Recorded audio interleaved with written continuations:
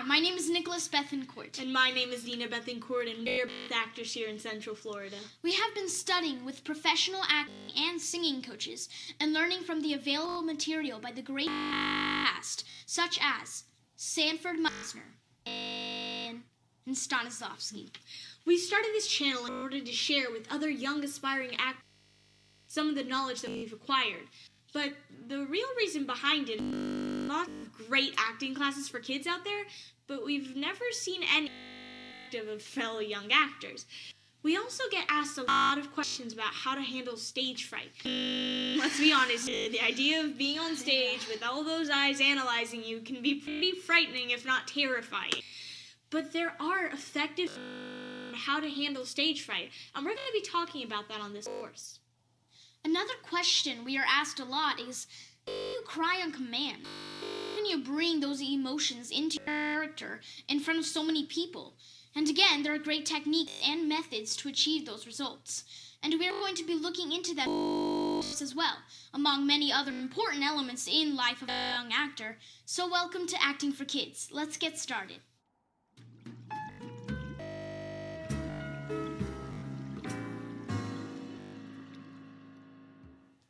Before we need to make sure that we all understand what so let's start there. Let's talk about what is acting. Meisner described acting as truthfully under imaginary circumstances. Now, what does that mean exactly? Well, let's break it down.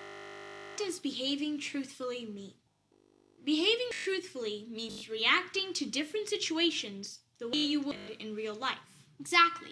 You're reacting to a made-up situation as if it was real. So now you know what acting is. Let's talk about character breakdown and what are the steps you should take to create a character.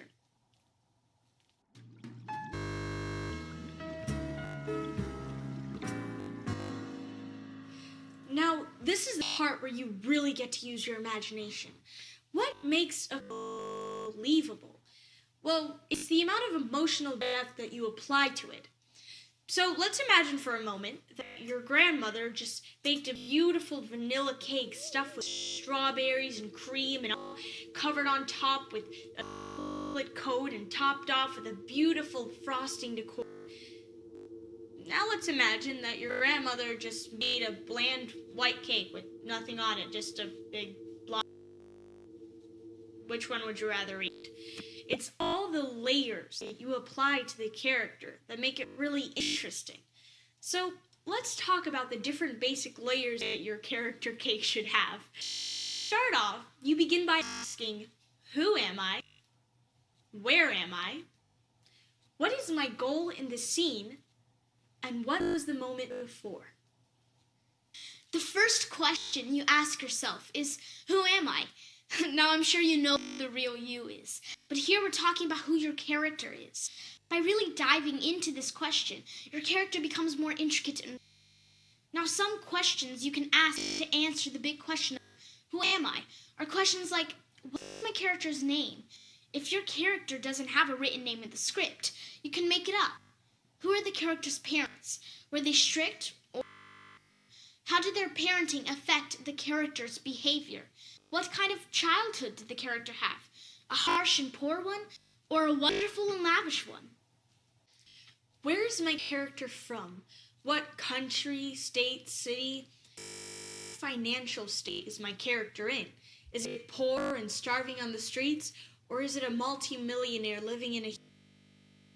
What are the character's favorite activities and hobby? Maybe it's really into soccer and archery, or maybe it's painting and poetry.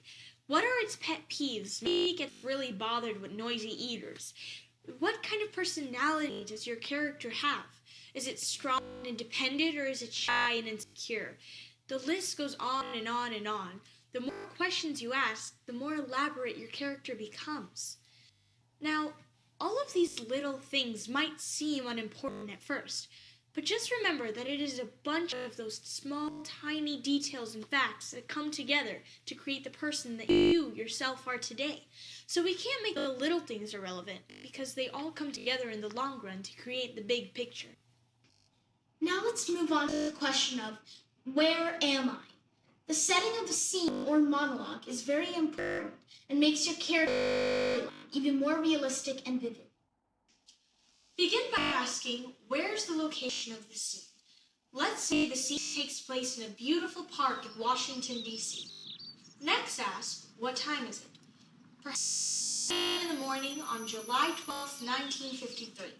So, since it's 7 in the morning, maybe your character is still a little bit tired and wishing it could go back to bed. And since it's 1953, its mannerisms and way of life are different than the ones you see today.